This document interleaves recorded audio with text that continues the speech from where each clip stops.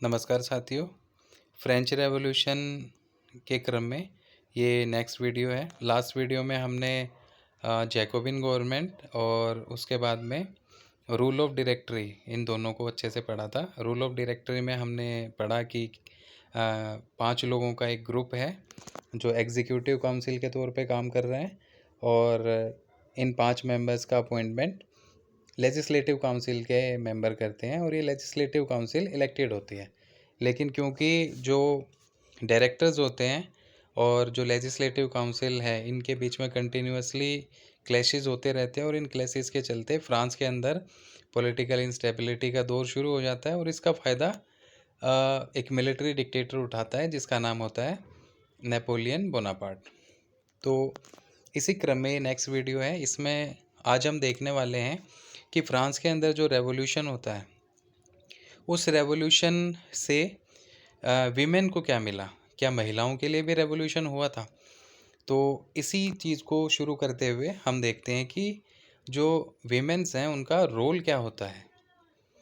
तो सबसे पहली चीज़ ये है कि जैकोबिन क्लब के बारे में जब हमने पढ़ा तो एक चीज़ हमारे सामने आई थी कि इस दौर में बहुत सारे पॉलिटिकल क्लब का फॉर्मेशन शुरू हो जाता है और ये जो पॉलिटिकल क्लब्स थे इन पॉलिटिकल क्लब्स में ही एक बड़ा क्लब होता है जैकोबिन क्लब। ऐसे ही विमेंस ने भी अपने पॉलिटिकल क्लब्स बनाने शुरू कर दिए थे।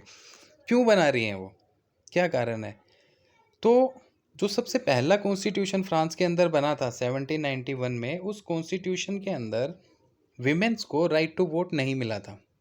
Women's were considered as passive citizen in the constitution of 1791।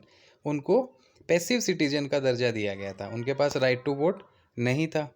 तो बेसिकली विमेंस अपने जो पॉलिटिकल क्लब्स का फॉर्मेशन कर रही हैं तो वो कहीं ना कहीं अपने लिए राइट्स की बात करेंगी, ठीक है। तो फ्रांस के अंदर बहुत सारे पॉलिटिकल क्लब्स का फॉर्मेशन होता है। उसी में एक तो सबसे इम्पोर्टेंट जो क्लब था उस क्लब का नाम था the society of revolutionary and republican women, ठीक है। This was the most important political club for women in France. महिलाओं के लिए फ्रांस के अंदर सबसे बड़ा सबसे महत्वपूर्ण क्लब जो था वो था the society of revolutionary and republican women.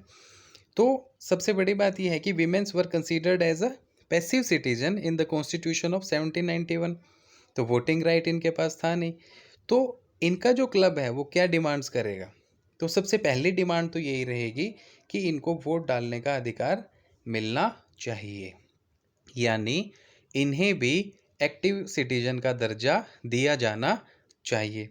और इनका भी ये मानना था, या ये कहें कि इस क्लब की भी ये डिमांड थी कि महिलाएं भी असेंबली के मेंबर्स के रूप में चुनी जाएं और इनको भी पॉलिटिकल ऑफिसेस को होल्ड करने या एंजॉय करने का मौका मिलना चाहिए। यानी वीमेंस जो हैं वो अपने लिए राइट्स की डिमांड कर रही हैं और इसी के चलते बहुत सारे पॉलिटिकल क्लब्स, कई सारे न्यूज़पेपर्स, कई सारे पैम्पलेट्स इन लोगों ने शुरू किए। तो स्ट्रगल का दौर इनका भी शुरू होता है क्योंकि फ्रेंच रेवोल्यूशन के दौरान इनको किसी तरीके का वोटिंग राइट नहीं मिलता है। इसी के चलते इन्होंने रेवोल्यूशनरी एक्टिविटीज़ स्टार्ट की और उन्हीं एक्टिविटीज़ के चलते at last in the year 1946 women in France got the right to vote. तो फाइनली 1946 में जाके फ्रांस के अंदर महिलाओं को राइट टू वोट मिलता है। तो वीमेन ने अपने लिए पॉलिटिकल राइट्स को हासिल करने के लिए रेवोल्यूशन के बाद यानी 14 जुलाई 1789 के बाद में बहुत सारी एक्टिविटीज़ की, स्ट्राइक्स की, न्यूज़पेपर्स निकाले, अपने क्लब्स का फॉर्मेशन किया और इस तरीके से स्ट्रगल करते हुए 1946 में जाके फ्रांस के अंदर इनको राइट टू वोट मिलता है। तो ये अपने आप में वीमेंस के स्ट्रगल को हमारे सामने दर्शाता है। सेकंड थिंग जो इस वीडियो में हम कवर करने वाले हैं वो है अबोलिशन ऑफ स्लेवरी। स्लेवरी का मतलब होता है साथियों दासता। तो दास प्रथा की अगर बात करें तो यूरोप के अंदर भी गुलाम या दास हुआ करते थे। इनके मार्केट्स होते थे, इनको ख़रीदा और बेचा जाता था और कहीं ना कहीं ये सोसाइटी के अंदर एक हैसियत को, एक सोशल ऑर्डर को दर्शाने के लिए भी बड़ा इम्पोर्टेंट थे। यानी जिस इंसान के पास जितने ज़्यादा दास होंगे उसका सोसाइटी के अंदर पोजीशन उतनी अच्छी होगी। तो बेसिकली जो दास हैं या गुलाम हैं इनका इस्तेमाल किया जाता था प्लांटेशंस में। प्लांटेशन मतलब जो बागानी व्यवस्था है, बागान होते थे, चाय के बागान, रबर के बागान, कॉफ़ी। तो इन बागानों में बहुत ज़्यादा लेबर, बहुत ज़्यादा श्रम की ज़रूरत होती थी। तो उस काम को करने के लिए दासों की ज़रूरत पड़ी बड़े पैमाने पे। तो ये जो स्लेव ट्रेड है यानी दासों का व्यापार है, दासों की खरीद फरोख्त, ये 17th सेंचुरी में शुरू होती है। 17वीं सदी में दासों का व्यापार शुरू होता है। और अगर हम स्लेव ट्रेड की बात करें तो बेसिकली ये एक तरीके से ट्राईएंगुलर ट्रेड था। ट्राईएंगुलर ट्रेड किस किस के बीच में था? तो एक तरफ यूरोप, दूसरी तरफ अफ्रीका और तीसरा जो पॉइंट था वो था अमेरिका। यानी इन तीनों के बीच में जो भी ट्रेड होता था, ठीक है, वो ट्रेड ट्रायंगुलर ट्रेड कहलाता था। और इसमें सबसे इम्पोर्टेंट जो चीज़ थी वो थे गुलाम, दास। यूरोप के जो मर्चेंट्स होते थे, यूरोप के मर्चेंट्स अफ्रीका जाते थे, वहाँ से अपने जहाज़ों पर इन दासों को, यानी जो भी वहाँ दासों के जो ओनर होते थे उनसे इन दासों को खरीदते थे और अपने जहाज़ों पे इनको ठूस लेते थे। इनको भर लिया जाता था भेड़ बकरियों की तरह। और फिर 3-4 महीने की लंबी जर्नी के बाद ये लोग पहुँचते थे अमेरिका।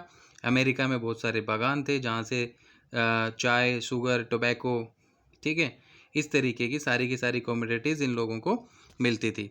तो ये जो यूरोपियन मर्चेंट्स थे ये क्या करते थे? अफ्रीका से खरीदे हुए गुलामों को अमेरिका के अंदर इन बागानों के मालिकों को, जो प्लांटेशन ओनर्स होते थे, उनको बेच देते थे और बदले में इनसे अपनी ज़रूरत की वे सारी चीज़ें जो इनके देशों में नहीं होती थी वो खरीद के यूरोप पहुंच जाते थे, यानी यूरोप के अलग अलग भागों में पहुंच जाते थे। तो बेसिकली जो स्लेव ट्रेड था ये एक ट्रायंगुलर ट्रेड था, ठीक है, और ये यूरोप, अफ्रीका और अमेरिका के बीच में हुआ करता था, ठीक है। सो पहली बात कि ये 17th सेंचुरी में शुरू होता है। और दूसरी चीज़, ये जो ट्रायंगुलर ट्रेड था ये यूरोप, अफ्रीका और अमेरिका के बीच में जारी था। तो दास्ता को लेके फ्रांस में जो अलग अलग सरकारें बनी, उन्होंने पॉलिसीज़ लानी शुरू की कि इसको ख़त्म किया जाए, लेकिन उन पॉलिसीज़ को स्ट्रोंगली इम्प्लीमेंट नहीं किया गया था। और जब उनको सख्ती से लागू नहीं किया गया तो जो ये दास्ता है, स्लेवरी सिस्टम है, ये कहीं ना कहीं यूरोप के अलग अलग भागों में एग्जिस्टेड ही रहा, इसका अस्तित्व बना रहा और ये ख़त्म नहीं हुआ।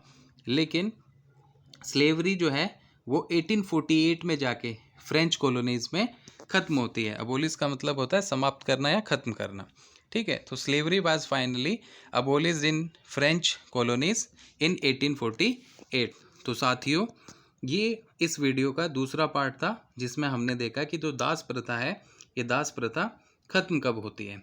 इसी के साथ साथ इस वीडियो का एक तीसरा हिस्सा भी है जिसमें हम सेंसरशिप के बारे में बात करने वाले हैं। अबोलिशन ऑफ सेंसरशिप, यानी जो सेंसरशिप है इसको कब ख़त्म किया गया। तो इसको ख़त्म कब किया गया उसको जानने से पहले हमें ये जानना है कि सेंसरशिप का मतलब क्या होता है। तो साथियों, जो आम जनता है, जो सरकार से खुश नहीं है, जो लुई 16 से खुश नहीं है, तो वो अपनी बातों को, वो अपने विचारों को अखबारों के माध्यम से, यानी न्यूज़पेपर्स में, पैम्पलेट्स के थ्रू, या बुक्स, जो पढ़े लिखे लोग हैं, जो इंटेलेक्चुअल्स लोग हैं, वो बुक्स में अपने विचारों को लिख रहे हैं, ठीक है, और इनका सर्कुलेशन आम लोगों के बीच में किया जा रहा है। हमने पढ़ा भी था कि किस तरीके से जो रूसो है, मोंटेस्क्यू है, जॉन लॉक हैं, इनकी किताबें लिखी गई, इनमें जो बातें हैं उन बातों को आम लोगों के बीच में सर्कुलेट किया गया। तो जो लोग पढ़े लिखे थे वो इन बुक्स को, इन पैम्पलेट्स को, इन न्यूज़पेपर्स को खुद पढ़ लेते थे। और जो कंट्री साइड के लोग हैं, यानी जो दूर दराज, जो ग्रामीण इलाके हैं, देहाती इलाके हैं, यहाँ की जो पॉपुलेशन थी वो ज़्यादा पढ़ी लिखी नहीं थी, तो उनके बीच में उनको इकट्ठा करके इन बुक्स को पढ़ा जाता था। यानी जो जो इन फिलोसोफर्स के व्यूज़ थे उन व्यूज़ को लोगों के सामने रखा जाता था, वर्बली, ओरली, हम कह सकते हैं मौखिक तौर पे। तो लोगों को इन विचारों को जानने का मौका मिला कि भाई सरकार किस तरीके की होनी चाहिए, फॉर्म ऑफ गवर्नमेंट कैसा होना चाहिए, ठीक है, और पावर्स कैसे डिस्ट्रीब्यूट होनी चाहिए, ठीक है, गवर्नमेंट और जो वहाँ के जो रिप्रेजेंटेटिव और जो कॉमन पीपल हैं उनके बीच का रिलेशन कैसा होना चाहिए, ये सारी की सारी चीज़ें लोगों के बीच में सर्कुलेट होनी शुरू होती है। तो किसी भी रूलर को ये बात पसंद नहीं आएगी कि उसके खिलाफ लोगों को अवेयर किया जा रहा है। तो रूलर्स क्या करते थे, सेंसरशिप का कानून लागू कर देते थे, यानी बिना रूलर्स की सहमति के या बिना रूलर्स को चेक करवाए हुए कोई भी न्यूज़पेपर, कोई भी बुक, कोई भी मैगजीन, कोई भी पैम्पलेट ये छप नहीं सकते हैं। यानी सेंसरशिप का कानून लागू होने के बाद क्लियर कट एक ही बात आती है कि आप उस सरकार के खिलाफ, आप उस रूलर के खिलाफ कोई भी बात नहीं लिख सकते हैं जो उसकी पॉलिसीज़ की या उसके कोई भी उठाए हुए कदम की आलोचना करती हो। तो आलोचना पूर्ण रूप से बंद कर दी गई। तो इसी को लेके सेंसरशिप का कानून लागू किया गया था। तो ये लुई 16 के टाइम पीरियड में लागू किया गया था। अब इस कानून को ख़त्म कब किया गया, तो हमने देखा था कि 14 जुलाई 1789 को जो बास्टिल का फोर्ट जिसको ध्वस्त किया जाता है, तो इसको ध्वस्त करने के बाद में ही लुई 16 को एक बात समझ में आ जाती है कि जनता को कुछ ना कुछ राइट्स देने ज़रूरी हैं। जनता के अंदर जो उसकी पॉलिसीज़ को लेके एंगर है, उस एंगर को बाहर निकालने का मौका देने की ज़रूरत है। इसी के चलते बास्टिल के फोर्ट के टूटने के बाद या उसके विध्वंस के बाद में 1789 के ईयर में ही, यानी 1789 की गर्मियों में ही सेंसरशिप का जो कानून है उसको ख़त्म कर दिया गया था। यानी अब लोग अपनी बातों को जो जैसे उनके विचार हैं, ठीक है, उनको एक्सप्रेस कर सकते हैं। तो उसके लिए सरकार का किसी प्रकार का लोगों के ऊपर प्रतिबंध नहीं रहा। तो बेसिकली जो सेंसरशिप का कानून है वो in the summer of 1789 abolish कर लिया जाता है। तो साथियों, ये इस वीडियो का एक अलग हिस्सा था।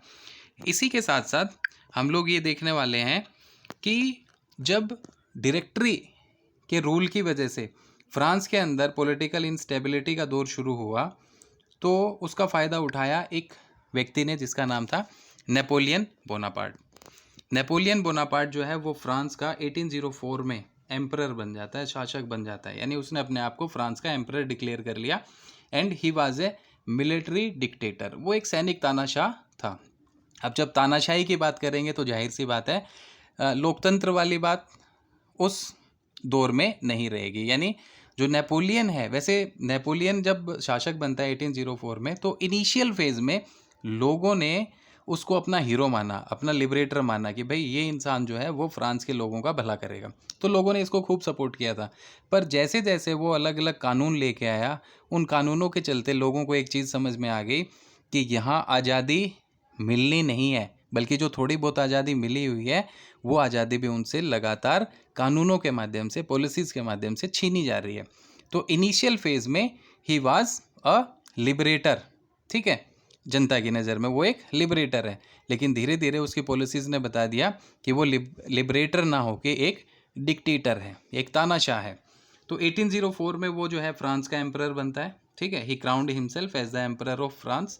और उसके बाद उसने कई सारे लॉज को लागू किया। ही इंट्रोड्यूस्ड मैनी लॉज। उसी में 2 लॉज के बारे में हमें यहाँ बताया गया है। बाकी लॉज के बारे में क्लास 10th के चैप्टर नंबर 1 में बताया जाएगा।